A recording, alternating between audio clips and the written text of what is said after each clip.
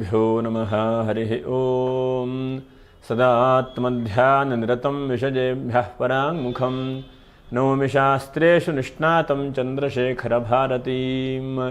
ॐ नमः सूर्यः पितामहो व्यासः वसिष्ठो त्रिपराशरः कश्यपो नारदो गार्ग्यः मरीचिर्मुनिरङ्गिराः लोमशः पौलशश्चैव चमनो जमनो भृगुः शमनकोष्ठादशश्चेति ज्योतिष्शास्त्रप्रवर्तकाः। ನಮೋ ಋಷಿಭ್ಯ ನಮೋ ಮಹದ್ಭ್ಯ. ಪ್ರಿಯ ವೀಕ್ಷಕರೇ, ಭಗವಂತ ಶುಭವನ್ನು ಉಂಟು ಮಾಡಲಿ. ಆತ್ಮೀಯರೇ, ಧನುರಾಶಿಯವರಿಗೆ ಮಾರ್ಚ್ ತಿಂಗಳ ಮಾಸ ಭವಿಷ್ಯ ಹೇಗಿದೆ ಎಂಬುದನ್ನು ಕೂಡ ನಾವು ಗಮನಿಸೋಣ. ಯಾಕಂದರೆ ಇದು ನಮ್ಮ ಸಂವತ್ಸರದ ಪ್ರಕಾರ ಇದೊಂದು ಕೊನೆಯ ತಿಂಗಳು ಮುಗಿತಾ ಇದೆ. ಸಂವತ್ಸರ ಪಾಲ್ಗುಣ ಮಾಸ. ಇಂಥ ಒಂದು ಸಮಯದಲ್ಲಿ ನೋಡಿ, 2ನೇ ತಾರೀಕಿಗೆ ಹೋಳಿಕೋತ್ಸವ ಮತ್ತು ಕಾಮದಹನ ಸತ್ಯನಾರಾಯಣ ಸ್ವಾಮಿ ಪೂಜೆ, ಹಾಗೆ 3ನೇ ತಾರೀಕಿಗೆ ಚಂದ್ರಗ್ರಹಣವೂ ಕೂಡ ಇದೆ. ಮತ್ತು ಹೋಳಿ ಹುಣ್ಣಿಮೆಯ ದಿವಸ 3ನೇ ತಾರೀಕು ಮಂಗಳವಾರ ದಿವಸ. ಇನ್ನು 6ನೇ ತಾರೀಕು ದಿವಸ ಸಂಕಷ್ಟರ ಚತುರ್ಥಿ ಇದೆ. 14 ಮತ್ತು 15 ಸಂಕ್ರಾಂತಿ, ಮೀನ ಸಂಕ್ರಾಂತಿ ಮತ್ತು ಷಡಶೀತಿ ಪುಣ್ಯಕಾಲ ಅಂತಿದೆ. 17ನೇ ತಾರೀಕಿಗೆ ಮಾಸ ಶಿವರಾತ್ರಿ, 19ನೇ ತಾರೀಕಿಗೆ ಯುಗಾದಿ ಅಮಾವಾಸ್ಯೆ. ನೋಡಿ, ನಮಗೆ 20ನೇ ತಾರೀಕಿಂದ ಯುಗಾದಿ, ನೂತನವಾದಂಥ ಯುಗಾದಿ ಸಂವತ್ಸರ ಫಲಗಳು ಹೀಗೆಲ್ಲ ಇದೆ. ಹಾಗಾಗಿ ಧನುರಾಶಿಯವರಿಗೆ ನೋಡಿ, ವಿಶೇಷವಾಗಿ ಒಂದು ಹಂತಕ್ಕೆ ಮೂಲ ನಕ್ಷತ್ರ 1, 2, 3, 4ನೇ ಪಾದ, ಪೂರ್ವಾಷಾಢ ನಕ್ಷತ್ರ 1, 2, 3, 4ನೇ ಪಾದ, ಇನ್ನು ಮೂಲ ಪೂರ್ವಾಷಾಢ ಉತ್ತರಾಷಾಢ ನಕ್ಷತ್ರ 1ನೇ ಪಾದ. ವಿಡಿಯೋ ಮುಗಿಯುವವರೆಗೂ ಕೂಡ ನೀವು ನೋಡ್ತಾ ಇರಿ. ನಕ್ಷತ್ರ ಪರಿಹಾರಗಳು ಏನು ಎಂಬುದನ್ನು ಕೂಡ ನಾವು ತಿಳ್ಕೊಳ್ಳೋಣ. ನೋಡಿ, ಗ್ರಹಸ್ಥಿತಿ ಚತುರ್ಥ ರಾಶಿಯಲ್ಲಿ ರವಿ ಶುಕ್ರ ಮತ್ತು ಶನಿಯು ಕೂಡ ಚತುರ್ಥ ರಾಶಿಯಲ್ಲಿ, ತೃತೀಯ ರಾಶಿಯಲ್ಲಿ ಬುಧ ಮತ್ತು ರಾಹು ಕುಜರು ತೃತೀಯ ರಾಶಿಯಲ್ಲಿ, ಇನ್ನು ಸಪ್ತಮದಲ್ಲಿ ಗುರು ಇದ್ದಾನೆ, ಹಾಗೆ ಭಾಗ್ಯ ರಾಶಿಯಲ್ಲಿ ಕೇತು ಇದ್ದಾನೆ. ಹೀಗೆಲ್ಲ ಇದೆ. ಮತ್ತು ಈ ತಿಂಗಳಲ್ಲಿ 5ನೇ ತಾರೀಕು ಮತ್ತು 8ನೇ ತಾರೀಕು ಏನಾದರೂ ಪೂಜೆ ಪುನಸ್ಕಾರಗಳನ್ನು ಮಾಡೋದಾದರೆ ಪ್ರಯತ್ನವನ್ನು ಮಾಡಿಕೊಡಿ. ಯಾಕಂದರೆ ಒಟ್ಟಿನಲ್ಲಿ ಒಂದು ಹಂತಕ್ಕೆ ಪಾಲ್ಗುಣ ಮಾಸ ಕೊನೆಯ ತಿಂಗಳು, ಆದಷ್ಟು ದೇವತಾ ಆರಾಧನೆ ಉಪಾಸನೆ ಅನುಷ್ಠಾನಗಳು ಹೆಚ್ಚಿನದಾದಂಥ ಸಮಯ. ಮಧ್ಯದಲ್ಲಿ ಒಂದು ಗ್ರಹಣವೂ ಕೂಡ ಬಂದಿದೆ. ಗ್ರಹಣದಲ್ಲೂ ಕೂಡ ನಿಮಗೆ ಮಧ್ಯಮವಾದಂಥ ಫಲಗಳನ್ನೇ ಹೇಳಿದ್ದಾರೆ. ನಿಮ್ಮ ರಾಶಿಯಿಂದ ಗ್ರಹಣ ಆಗ್ತಾ ಇರುವಂಥದ್ದು ನೋಡಿ, 8, 9ನೇ ರಾಶಿಯಲ್ಲಿ ಗ್ರಹಣವಾಗ್ತಾ ಇದೆ. ಹಾಗಾಗಿ 9ನೇ ರಾಶಿಗೆ ಅಂತಹ ದೊಡ್ಡ ತೊಂದರೆಗಳನ್ನೆಲ್ಲ ಹೇಳಲಿಲ್ಲ. ಒಂದು ಮಧ್ಯಮವಾದಂಥ ಫಲಗಳನ್ನು ಕೂಡ ಹೇಳಿದ್ದಾರೆ. ಗ್ರಹಣದ ವಿಡಿಯೋವನ್ನು ಕೂಡ ಪ್ರತ್ಯೇಕ ಮಾಡಿದ್ದೇನೆ, ಅದನ್ನು ಕೂಡ ನೀವು ಗಮನಿಸಿ ನೋಡೋಣ ಏನೇನು ಆಗುತ್ತೆ ಧನುರಾಶಿಯವರಿಗೆ. ಒಂದಂತಕ್ಕೆ ನೋಡಿ, 7.5 ಶನಿಯೂ ಇಲ್ಲ, ಯಾವ ರೀತಿಯಾದಂತಹ ತೊಂದರೆಗಳು ಇಲ್ಲ. ಆದರೆ ಯಾವುದೋ ಒಂದು ಚಿಂತೆ, ಯಾವುದೋ ಒಂದು ಟೆನ್ಷನ್ನು, ಒಂಥರ ಡಿಪ್ರೆಷನ್ ಥರ ಆಗಿರುವಂಥದ್ದು. ಹೇಗೆ ಹೊರಗೆ ಬರಲಪ್ಪ, ಹೇಗೆ ಮಾಡಲಿ, ಉದ್ಯೋಗದ ವ್ಯವಸ್ಥೆಯಲ್ಲೂ ತೊಂದರೆ, ವ್ಯಾವಹಾರಿಕವಾದಂಥ ವ್ಯವಸ್ಥೆಯಲ್ಲೂ ತೊಂದರೆ, ಇಲ್ಲ ಒಂದು ಕಡೆಗೆ ಬೆಳೀತಾ ಇದೆ, ಅನುಕೂಲ ಆಗ್ತಾ ಇದೆ ಅಂತ ಅನಿಸ್ತದೆ, ಅಷ್ಟೊತ್ತಿಗೆ ನಿಂತು ಹೋಗ್ತಾ ಇದೆಯಲ್ಲ, ಏನು ಮಾಡಲಿ. ಹೀಗೆ ಇಂತಹ ಅನೇಕ ರೀತಿಯಾದಂತಹ ಜಟಿಲವಾದಂಥ ಸಮಸ್ಯೆಗಳು, ಜಟಿಲವಾದಂಥ ಒತ್ತಡಗಳು, ಮತ್ತು ಮನಸ್ಸಿಗೆ ಸ್ವಲ್ಪ ಏನೋ ಖಿನ್ನತೆ ಅಂತೇಳಿ ಹೇಳ್ತಾರೆ. ಎಲ್ಲವೂ ಸರಿ ಇದ್ದರೂ ಕೂಡ ಎಲ್ಲೋ ಒಂದು ಕಡೆ ಚಿಂತೆ, ಎಲ್ಲೋ ಒಂದು ಕಡೆ ಖಿನ್ನತೆ ಹೇಳುವಂಥದ್ದು ನಿಮಗೆ ಪುನಃ ಪುನಃ ಕಾಡ್ತಾ ಇದೆ. ಹಾಗಾಗಿ ಈ ತಿಂಗಳಲ್ಲಿ ನೋಡೋಣ ಏನೇನು ಅನುಕೂಲ ಆಗಬಹುದು. 1ನೇದಾಗಿ ಚತುರ್ಥ ರಾಶಿಯ ಶುಕ್ರ ಮತ್ತು ರವಿಯಿಂದ ಚಿಂತನೆ ಮಾಡೋಣ. ಶುಕ್ರನು ಉಚ್ಚವಾಗಿದ್ದಾನೆ. ಹಾಗೆ ಕಲೆ ಸಾಹಿತ್ಯ ಸಂಗೀತದ ವ್ಯವಸ್ಥೆಯಲ್ಲಿದ್ದವರು ಹೆಚ್ಚಿನದಾದಂಥ ಅವಕಾಶಗಳು, ಯೂಟ್ಯೂಬರ್ಸ್ ಇರಬಹುದು, ಅಥವಾ ಪತ್ರಿಕೋದ್ಯಮದಲ್ಲಿರಬಹುದು, ಅಥವಾ ಚಿತ್ರಿಕಾ ರಂಗದಲ್ಲಿರಬಹುದು, ಅಥವಾ ಮೀಡಿಯಾ ಲೈಫಲ್ಲಿ ಇರಬಹುದು. ನೀವೆಲ್ಲ ಹೆಚ್ಚಿನದಾದಂಥ ಅವಕಾಶಗಳು ಒಳ್ಳೆ ರೀತಿಯಾಗಿ ಸಿಗ್ತಾ ಹೋಗ್ತದೆ. ಸ್ವಲ್ಪ ಸನ್ಮಾನಗಳು ಕೂಡ ಸಿಗುವಂಥ ಚಾನ್ಸಸ್ ಇದೆ. ಹಾಗಾಗಿ ವೃತ್ತಿಯ ಜೀವನದಲ್ಲಿ ಉದ್ಯೋಗ ಕಳ್ಕೊಂಡವರಿಗೂ ಸ್ವಲ್ಪ ವೃತ್ತಿ ಸಿಗುವಂಥ ಚಾನ್ಸಸ್ಸು. ಯಾಕಂದರೆ ಚತುರ್ಥ ರಾಶಿಯಲ್ಲಿ ಉಚ್ಚನಾದಂಥ ಶುಕ್ರ ರವಿ ಜೊತೆಗಿದ್ದಾನೆ ಮತ್ತು ಶನಿ ಜೊತೆಗಿದ್ದಾನೆ. ಶನಿ ಶುಕ್ರರು ಬಹಳ ಒಳ್ಳೆಯದನ್ನು ಮಾಡುವಂಥ ಗ್ರಹಗಳು ಯಾವತ್ತೂ ಕೂಡ. ಶನಿ ಮತ್ತು ಶುಕ್ರರಿಗೆ ಬಹಳ ಉತ್ತಮವಾದಂಥ ಫಲಗಳನ್ನು ಹೇಳುತ್ತೆ. ಉಚ್ಚನಾದಂಥ ಶುಕ್ರನ ಜೊತೆಗೆ ಶನೇಶ್ವರನಿದ್ದರೆ ಎಲ್ಲೋ ಒಂದು ಕಡೆ ಗೊತ್ತಿಲ್ಲದೇ ಇದ್ದ ಹಾಗೆ ಒಂದು ಉದ್ಯೋಗವನ್ನು ಕೊಡುವಂತಹ ಪರಿಸ್ಥಿತಿ. ಇವತ್ತೇನೂ ಇರಲಿಲ್ಲ, ನಾಳೆ ದಿಢೀರ್ನೇ ಎಲ್ಲೋ ಒಂದು ಕಡೆ ಇಂಟ್ರ್ವ್ಯೂ ಹೋಗುವಂಥದ್ದು, ಇಂಟ್ರ್ವ್ಯೂ ಸೆಲೆಕ್ಟ್ ಆಗುವಂಥದ್ದು, ಉದ್ಯೋಗದಲ್ಲಿ ಒಂದು ಒಳ್ಳೆ ರೀತಿಯಾದಂಥ ಸ್ಥಾನಮಾನಗಳೇ ಸಿಗುವಂಥ ಚಾನ್ಸಸ್ ಇದೆ. ಹಾಗಾಗಿ ಉದ್ಯೋಗದ ವ್ಯವಸ್ಥೆ ಬಹಳ ಚೆನ್ನಾಗಿದೆ ಅಂತೇಳಿ ಹೇಳಬಹುದು. ದೃಢವಾದಂಥ ಉದ್ಯೋಗ, ದೃಢವಾದಂಥ ಅವಕಾಶಗಳು, ವ್ಯವಸ್ಥೆಗಳು ಸಿಗ್ತಾ ಹೋಗ್ತದೆ. ಹಾಗಾಗಿ ಏನು ವರಿ ಮಾಡಬೇಡಿ. ಭಗವಂತನ ಉದ್ಯೋಗದಲ್ಲೆಲ್ಲ ಒಂದು ಲಾಭಾಂಶಗಳು ಸಿಗುವಂಥ ಚಾನ್ಸಸ್ ಇದೆ 1ನೇದಾಗಿ. ಹಾಗೆ 2ನೇದಾಗಿ ಬಹಳ ಮುಖ್ಯವಾಗಿ ನೋಡಿ, ವಾಹನಾದಿಗಳನ್ನು ವ್ಯಾಪಾರ ವ್ಯವಹಾರ ಮಾಡ್ತಾ ಇದ್ದಂಥವ್ರಿಗೂ ಕೂಡ ಈ ತಿಂಗಳಲ್ಲಿ ಶುಭ. ಎಷ್ಟೋ ಸಲ ಸೆಕೆಂಡ್ ಹ್ಯಾಂಡ್ ಕಾರ್ ತೆಗೆದುಕೊಳ್ತಾರೆ, ಅದಕ್ಕೆ ಇನ್ವೆಸ್ಟ್ಮೆಂಟ್ ಮಾಡ್ತಾರೆ, ವ್ಯಾಪಾರ ವ್ಯವಹಾರ ಮಾಡ್ತಾರೆ, ಕಬ್ಬಿಣದ ವ್ಯಾಪಾರ ವ್ಯವಹಾರ ಮಾಡ್ತಾರೆ. ಅಂಥವ್ರು ಕೂಡ ಈ ತಿಂಗಳಲ್ಲಿ ಹೆಚ್ಚಿನದಾದಂಥ ಲಾಭಾಂಶಗಳು.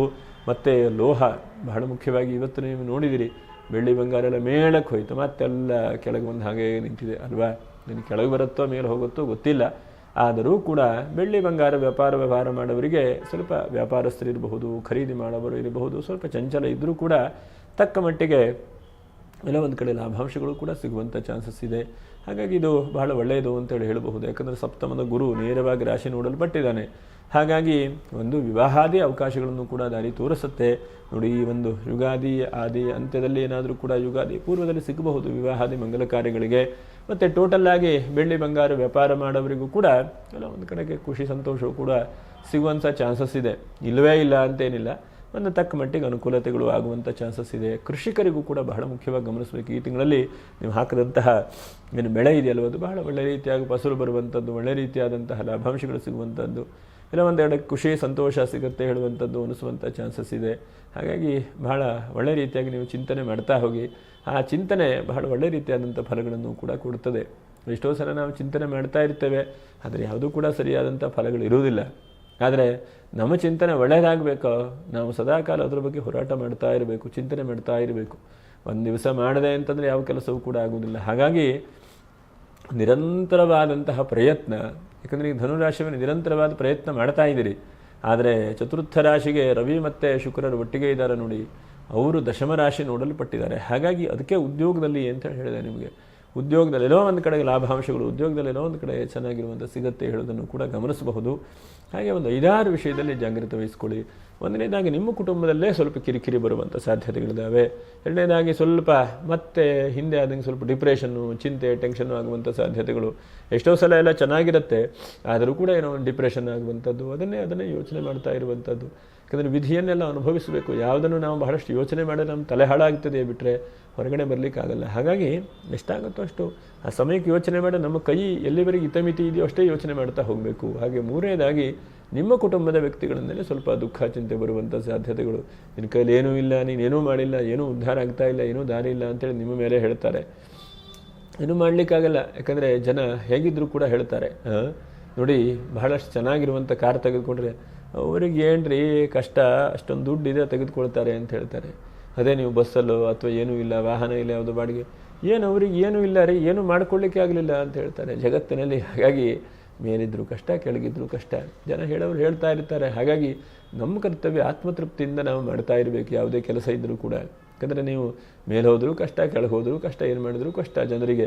ಹಾಗಾಗಿ ನಮ್ಮ ಪ್ರಯತ್ನ, ನಮ್ಮ ಒಂದು ಉತ್ತಮವಾದಂಥ ಸ್ಥಿತಿ, ಆತ್ಮತೃಪ್ತಿಯಿಂದ ಎಲ್ಲ ಕೆಲಸವನ್ನು ಮಾಡ್ತಾ ಇರಬೇಕು. ಹಾಗಾಗಿ ಧನುರಾಶಿಯವರು ಈ ತಿಂಗಳಲ್ಲಿ ಆತ್ಮತೃಪ್ತಿಯಿಂದ ಕೆಲಸವನ್ನು ಕೂಡ ಮಾಡಿ ಅದು ಸಫಲವಾಗಬಹುದು. ಮತ್ತು ವಿದ್ಯಾರ್ಥಿಗಳ ಜೀವನಕ್ಕೆ ಸ್ವಲ್ಪ ಆಲಸ್ಯತನ, ತೊಂದರೆ ಹೇಳುವಂಥ ಜಾಸ್ತಿ ಬರಬಹುದು, ಎಲ್ಲ ಇದೆ. ಆದರೂ ಆಲಸ್ಯತನದಿಂದ ಸ್ವಲ್ಪ ಕಿರಿಕಿರಿ, ಚಿಂತೆ ಇಂತಹದ್ದು ಆಗ್ತದೆ ಅಂತ ಹೇಳ್ಬೋದು. ಹಾಗಾಗಿ ಆಲಸ್ಯತನ ಸ್ವಲ್ಪ ಕಿರಿಕಿರಿ ಕೊಡುತ್ತೆ, ಎಲ್ಲವೂ ಕೂಡ ಚೆನ್ನಾಗಿರುತ್ತೆ. ಆದರೆ ಆಲಸ್ಯತನ ಹೇಳುವಂಥದ್ದು ಕಿರಿಕಿರಿ, ತೊಂದರೆಗಳನ್ನು ಕೂಡ ಕೊಡುತ್ತೆ. ಮತ್ತು ಒಂದು ಹಂತಕ್ಕೆ ಪ್ರಯಾಣ ಯೋಗವನ್ನು ಕೂಡ ಕಾಣಬಹುದು ನಾವು. ಮತ್ತು ಭೂಮಿ ವ್ಯಾಪಾರ ವ್ಯವಹಾರ ಮಾಡೋರು ಈ ತಿಂಗಳು ಸ್ವಲ್ಪ ಜಾಗ್ರತೆ. ಯಾಕಂದರೆ ಕುಜ ಮತ್ತು ರಾಹು ಒಟ್ಟಿಗೆ ಇದ್ದಾರೆ. ಹಾಗಾಗಿ ಏನೋ ಒಂದಕ್ಕೆ ಮುಂದೆ ಹೋಗುವಂಥದ್ದು, ಹಿಂದೆ ಬರುವಂಥದ್ದು, ಅಥವಾ ದುಡ್ಡು ಅಡ್ವಾನ್ಸ್ ಕೊಡ್ತೀರಿ, ಅಡ್ವಾನ್ಸೇ ವಾಪಸ್ ಬರೋದಿಲ್ಲ, ದುಡ್ಡೆಲ್ಲ ಸ್ವಲ್ಪ ಕಳ್ಕೊಳ್ಳುವಂಥ ಪರಿಸ್ಥಿತಿ ಆಗುವಂಥದ್ದು. ಹಾಗಾಗಿ ಭೂಮಿ ವ್ಯಾಪಾರ ವ್ಯವಹಾರ ಮಾಡೋರು ತಕ್ಕ ಮಟ್ಟಿಗೆ ಸ್ವಲ್ಪ ಜಾಗ್ರತೆ ವಹಿಸ್ಕೊಳ್ಬೇಕು. ಎಷ್ಟೋ ಸಲ ನಮ್ಮ ಟೈಮ್ ಚೆನ್ನಾಗಿದ್ದರೆ ಅವಕಾಶಗಳನ್ನು ಕೂಡ ಕೊಡ್ತಾನೆ ಭಗವಂತ. ಅದು ನಮ್ಮ ಟೈಮ್ ಸ್ವಲ್ಪ ಕಿರಿಕಿರಿ ಇದ್ದಾಗ, ಕುಜರಾಹು ಒಟ್ಟಿಗೆ ಇದ್ದಾಗ, ಮತ್ತು ರಾಹು ಮತ್ತು ಗುರು ಒಟ್ಟಿಗೆ ಇದ್ದಾಗ ಇಂಥದ್ದೆಲ್ಲ ಸ್ವಲ್ಪ ಭೂಮಿ ವ್ಯಾಪಾರ ವ್ಯವಹಾರ ಮಾಡೋರು ನೋಡ್ಕೊಂಡು ಮಾಡಬೇಕು.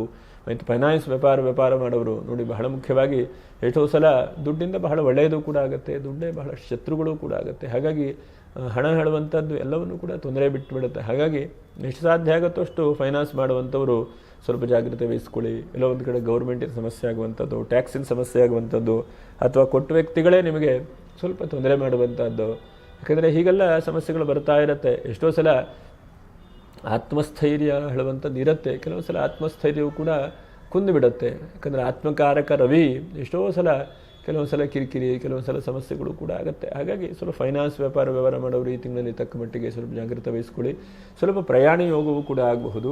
ಓವರಾಲ್ ಆಗಿ ಒಂದು ಹಂತಕ್ಕೆ ವಿವಾಹಾದಿ ಮಂಗಲ ಕಾರ್ಯಕ್ಕೆ, ಒಂದು ಹಂತಕ್ಕೆ ಆರ್ಥಿಕವಾದಂಥ ದಾರಿಗಳು, ಉದ್ಯೋಗದ ದಾರಿಗಳು ಈ ತಿಂಗಳಲ್ಲಿ ಸಿಗುವಂಥ ಚಾನ್ಸಸ್ ಇದೆ.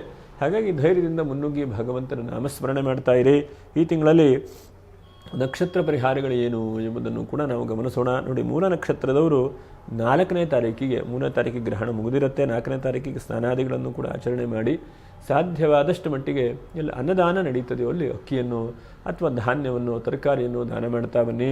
ಆ ದಾನದಿಂದ ಬಹಳ ಒಳ್ಳೆಯದಾಗುತ್ತೆ, ಒಳ್ಳೆಯ ರೀತಿಯಾದಂತಹ ಸತ್ಫಲಗಳು ಕೂಡ ಉಂಟಾಗುತ್ತೆ. ಅದು ಬಹಳ ಉತ್ತಮವಾದಂಥದ್ದು. ಇನ್ನು ಪೂರ್ವಾಷಾಢ ನಕ್ಷತ್ರದವರು ಗ್ರಹಣದ ಸಮಯದಲ್ಲಿ ಸಂಜೆ ಗ್ರಹಣ ಇದೆ, ಗ್ರಹಣದ ವಿಡಿಯೋ ಪ್ರತ್ಯೇಕ ಮಾಡಿದ್ದೇನೆ.